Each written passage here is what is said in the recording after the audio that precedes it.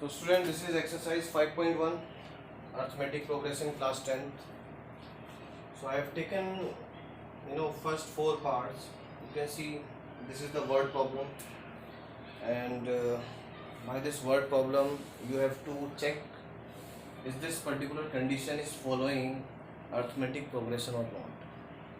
So if you see the first one, a taxi fares after each kilometer when the fare is rupees 15. Means taxi fare for each kilometer when the fare is rupees 15 for the first kilometer and rupees 8 for each additional kilometer. ठीक है, taxi की बात हो रही है.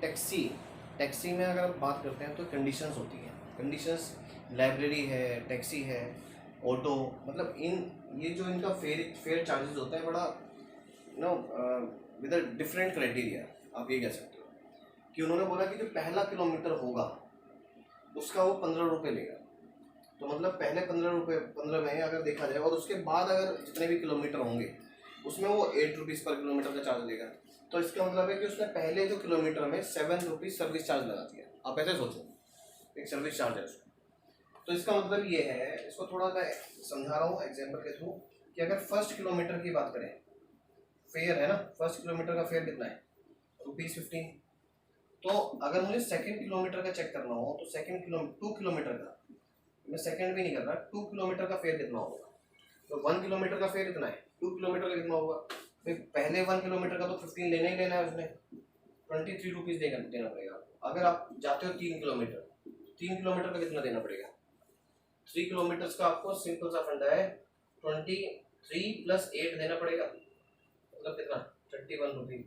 आपको दिख रहा है क्या बन रहा है कि जैसे 15 है, 23, 31 क्या बन गया. मतलब एक एपी बन रही है जो बिल्कुल इक्वल प्रोग्रेशन के साथ आगे बढ़ रही है. 8 का डिफरेंस.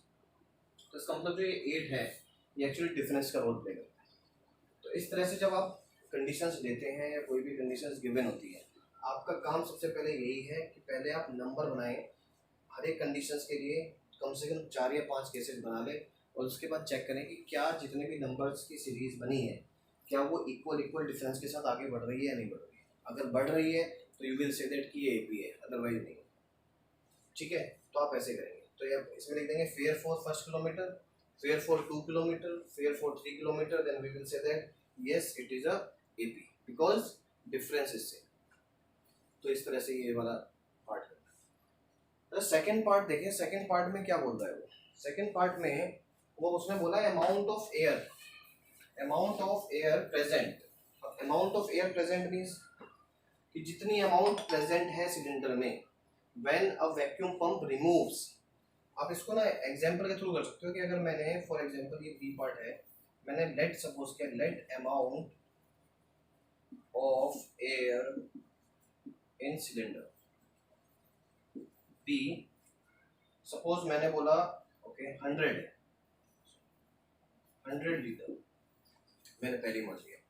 अब वो कहता है कि पहले अगर सबसे पहले कितनी है 100 लीटर, उसके बाद उसने कितना निकाल लिया वैक्यूम ने 1/4 उसका.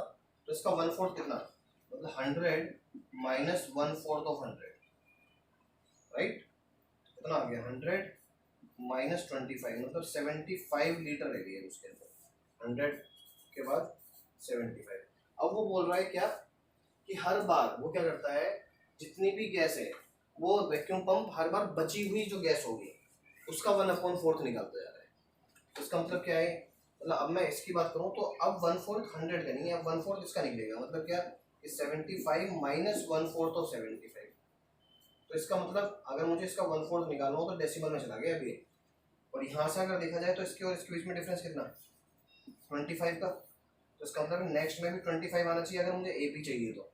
बट अगर आप इसको देखोगे चेक करोगे तो ये नहीं आएगा. ये आ गया 4 और ये 3 8 लाइक दिस.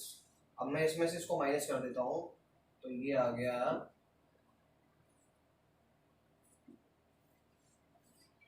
56.85.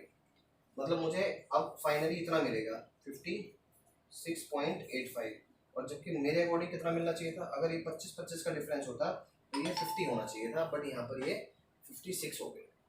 तो इट मीन्स क्या हुआ, ये एपी नहीं है. क्यों, क्योंकि अगर फर्स्ट अमाउंट देखें 100 लीटर है, सेकंड देखें 75 लीटर है अकॉर्डिंग टू द केस, और थर्ड देखेंगे तो 56.85 है। उसके बाद वाली टर्म आपको निकालने की नीड ही नहीं है, क्योंकि स्टार्टिंग की ही 3 टर्म्स ने उसको एपी से रिजेक्ट कर दिया, राइट।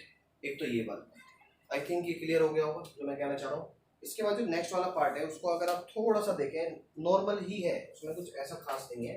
इसमें बात कर रहा है वो कि डिगिंग की लेबर है, डिग कर रही है किसी गड्ढे को, और डिगिंग का जो कॉस्ट है वो पर मीटर के अकॉर्डिंग चेंज है। मतलब कह रहा है cost of digging a well after every metre when its cost is ₹150 for the first. बिल्कुल आप देखें तो कहीं ना कहीं टैक्सी जैसा है। टैक्सी में 15 रुपीज़ फर्स्ट किलोमीटर का फेयर था, यहाँ पर उसने बोल दिया कि फर्स्ट मीटर की जो डिगिंग होगी उसके वो 150 रुपीज़ लेगा, उसके बाद जितनी जितनी 1 मीटर फिर उसके बाद जो चलेगा उसका वो 50 रुपीज़ देगा। तो साफ पता लगेगा कि पहले जो फर्स्ट मीटर की जो कॉस्ट होगी वो ₹150 होगी। अगर 2 मीटर की डिगिंग करानी है आपको तो आपको 200 रुपीज़ पे करने पड़ेंगे, 150 फर्स्ट वाले और 50 rupees for the next metre के, और नेक्स्ट वाले में 250। तो इस तरह से क्या बन गया, आप देखो 50-50 का डिफरेंस आ रहा है नहीं आ रहा है, तो आप बोल दो कि D is coming 50, right, difference for all consecutive term, therefore it is an AP, right. Next पे आते हैं amount of interest.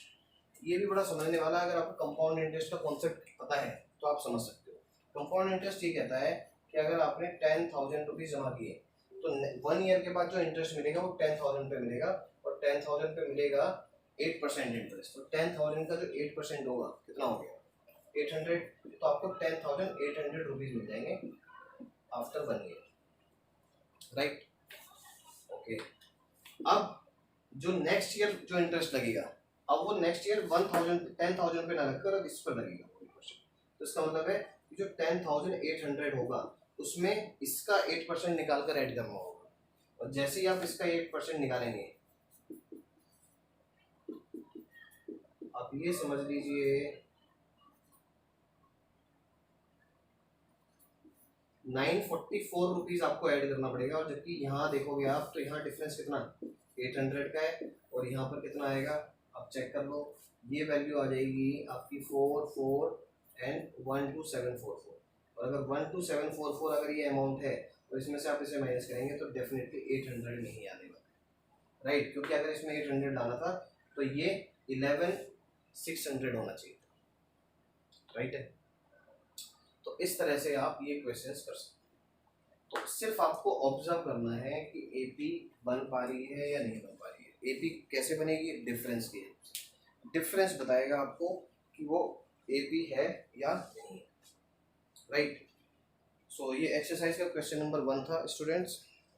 I hope आपको ये समझ में आया होगा जो मैं कहना चाह रहा हूँ। अब आ जाते हैं क्वेश्चन नंबर 2 पर।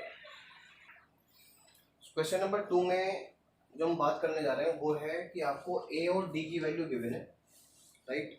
अब जो ए और डी की वैल्यू गिवन है और आपको निकालना है right first 4 terms of the AP, मतलब आपको पहली 4 टर्म एपी की निकालनी है। And when the first term and common difference are given, वही गिवन, राइट। देखिए जब भी आपको फर्स्ट 4 टर्म्स निकालनी है तो जनरली, अगर मैं जनरल एपी की बात करता हूँ तो जनरल एपी में ये बार बार आपको ध्यान रखना है कि जनरल एपी होती है a plus d, a plus 2d and a plus 3d। 4 term की बात कर रहा है तो ये फर्स्ट 4 टर्म्स है जो जनरल एपी की होती है। तो ए तो खुद ही फर्स्ट टर्म कहलाती है, तो इसका मतलब अगर मैं इसमें वैल्यू निकालता हूँ इसकी जो फर्स्ट टर्म होगी वो क्या हो जाएगी 10। सेकेंड टर्म क्या होती है a plus d, so what is a 10 plus 10, so it is 20। Third term निकालना हो, थर्ड टर्म क्या होता है a प्लस 2d, या आप सीधा 20 में भी 10 ऐड कर सकते हो, इट्स अप टू यू। ये 30, ऐसे ही आप फोर्थ टर्म निकाल दोगे आप, तो उसमें 30 plus d, you can say that 30 plus 10 it is 40। तो इस तरह से आप अलग अलग टर्म निकालोगे, राइट। अब इस पे आते हैं, इस बार आप देखेंगे सेकंड, मैंने सिर्फ 3 पार्ट्स लिए हैं, जो पार्ट्स मैंने स्किप किए हैं आई थिंक आप देखेंगे तो वो इजी है, I think you can do it yourself. मैंने सिर्फ वो डिफ़िकल्ट पार्ट ले लिए हैं थोड़े से समझाने के लिए। अगर मैं इसकी फर्स्ट टर्म लेता हूँ तो फर्स्ट टर्म आपको पता है वो खुद ही है खुद हो जाएगा फर्स्ट टर्म। सेकेंड टर्म क्या होता है आपका ए प्लस डी। ए क्या है -1.25 प्लस -0.25, दोनों ही माइनस में आ गए हैं स्टूडेंट्स, यू कैन सी। जैसे ही दोनों माइनस में आ गए आपको दिख जाएगा प्लस ही करना है तो 1.50। देखिए कैलकुलेशन का काम है इसमें से, क्योंकि डेसिमल पार्ट आ गया। थर्ड टर्म की बात करें तो a plus 2d, what is a, this one 2 into -0.25। अगर आप इसमें देखेंगे तो ये 0.50 हो जाता है और आई थिंक ये 1.75 आ गया। इसी तरह से आप फोर्थ टर्म निकालेंगे, आप देखेंगे 0.225 डिक्रीज होता जा रहा है, राइट। तो इसका मतलब है -1.75 में 0.25 वो ऐड हो गया तो ये -2 हो गया। ऐसे फिफ्थ वाला जो टर्म होगा वो कितना हो जाएगा -2.25। आई होप ये क्लियर हुआ होगा आपको, right. Now I am coming to the next one. What is the next? a is equal to -1 and b is 1/2। again the same process, right? First term तो we know very well, first term is -1 and what is second term is a plus d, so a plus d, what is a, so -1 and plus half, so it is -half, right? Now third term is a plus 2d और -1/2, और you can say that कि -1/2 plus 1/2, but मैंने अगर formula ही लेना है तो मैं वो भी ले सकता हूँ, -1 + 1 0, right. Fourth term a plus 3d। इसी तरह से आप टर्म्स निकालना चालू कर देंगे। सिर्फ आपको जनरल टर्म पता होनी चाहिए। अगर आपको जनरल टर्म क्लियर है कि जनरल टर्म क्या है, क्यों है, कहाँ से आई, तो इन वाले क्वेश्चंस में कोई प्रॉब्लम नहीं, right. Now I am coming to the third one. APs are given in the third question। देखिए क्लास इसमें AP दिया हुआ है। इस बार जब AP दिया है वो कह रहा है फर्स्ट टर्म और कॉमन डिफरेंस निकालो। It's very easy. First term आपको दिख ही नहीं है, सब फर्स्ट टर्म।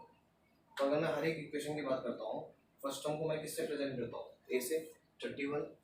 D कैसे निकालते हैं common difference, second minus first, third minus second, you can take any one. So what I will do, suppose I am saying a2 minus a1, so what is a2? a2 is -1 and a1 is -31, so it will be -32, so D will be -32 here. But one thing is here, I think there is some problem in this particular series, because after 31 I think this is a AP. Can you see this one?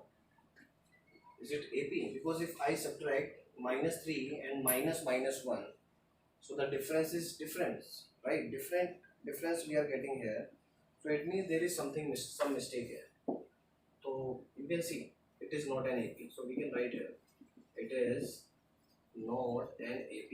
Either you have to change something here, right? So in the next question we can deny here this particular answer. Now in this case a is -5 and D is -1 first term, second term minus first term, so -1 plus 5 it is 4, it is 4 and it is 4, all are correct. I think there is some mistake, students, so we don't know what is the mistake here, but now you can see the other examples where we can find the A and D. You can skip for a while. Now I am coming to this point. What is A? A is 1/3. If D you want to calculate, okay, I will take A3 minus A2 in this time. You can take any two consecutive numbers. So 9/3 minus 5/3. So 9/3 minus 5/3, you will say that 4/3. So by each consecutive term you will get the same difference. बिल्कुल यही मिलने वाला है आपको। Now A कितना आ जाता है यहाँ पर 0.6, D कितना निकालोगे आप 1.7 minus 0.6, ये था 1.7 minus 0.6 कितना आता है 1.9, राइट। तो इट मीन्स यहाँ पर AP मिल गया और आपको फर्स्ट टर्म और डिफरेंस निकालने के लिए बोल रहे हैं, राइट। इससे जो नेक्स्ट वाला है क्वेश्चन, उसमें वो कह रहे हैं which of the following are AP। आपको चेक करना है फोर्थ क्वेश्चन, फोर्थ क्वेश्चन में सीरीज गिवन है, अगेन आपको सेम यही चीज है, सिर्फ यहाँ पर बोल दिया था उन्होंने कि एपी है, वहां पर इन्होंने एक क्वेश्चन और साथ में डाल दिया कि ये भी वेरीफाई करो एपी होगा या नहीं होगा। क्यों, कैसे वेरीफाई करोगे, आपको डी चेक करना पड़ेगा, आपको सीरीज में डी चेक करना पड़ेगा जितनी भी टर्म्स वो यूज कर रहे हैं। जनरली इस तरह के क्वेश्चंस में मैक्सिमम वो 4 टर्म यूज करता है, क्योंकि अगर वो by the way 10 term use करेंगे तो 10 टर्म्स के लिए you cannot waste your time, right. So you have to check for each consecutive term, are we getting the same difference? If difference is same, it means that is an AP. We are taking 2 examples and we will check whether it is an AP or not, and other parts I think you can do yourself. Students, I have taken more series so that I can tell you so many things about it, because 2 examples में काम नहीं होगा, क्योंकि there are so many examples and so many variations you can see. अगर मैं first वाले की बात करता हूँ, ठीक है, स्टार्टिंग बड़े सिंपल तरीके से करेंगे। आप पहले क्या करोगे, सेकंड माइनस फर्स्ट सेकंड की डिफरेंस चेक कर रहे हैं, common difference, difference would be common. अगर मैं फर्स्ट की बात करता हूँ, मैं सिंपल यहाँ लिखने वाला हूँ, देखिए a2 माइनस a1 कितना आएगा, 4 minus 2, 2, right? Now a3 minus a2, मतलब third term minus second term, I am getting 8 minus 4, 4, and a4 minus a3, what I am getting, 8. Can you see the same difference? No. So what we will do, what we will say here, it is not an AP. Actually में देखा जाए तो आपको इसकी जरूरत भी नहीं है इस डिफरेंस को निकालने का। क्यों, क्योंकि पहले 2 डिफरेंस ही डिफरेंट हो गए, तो ये कॉमन नहीं रहा, इट मींस ये AP, राइट। इस वाले केस में आते हैं, इसमें क्या करेंगे, a2 माइनस a1 कितना आ गया, minus 3.2 minus 1.2, so it will be minus 3.2 and plus 1.2, it will be minus 2.0, right. इसमें भी माइनस करके देख लो, राइट। तो यहाँ पर भी आपको माइनस 2.0 ही मिल रहा है अगर आप देखेंगे तो, ये देखिए माइनस 5.2 माइनस और ये प्लस 3.2 हो जाएगा, क्योंकि एक माइनस इसका और एक माइनस इसका दोनों प्लस हो गए, और ये आपको 2.0 दे देगा।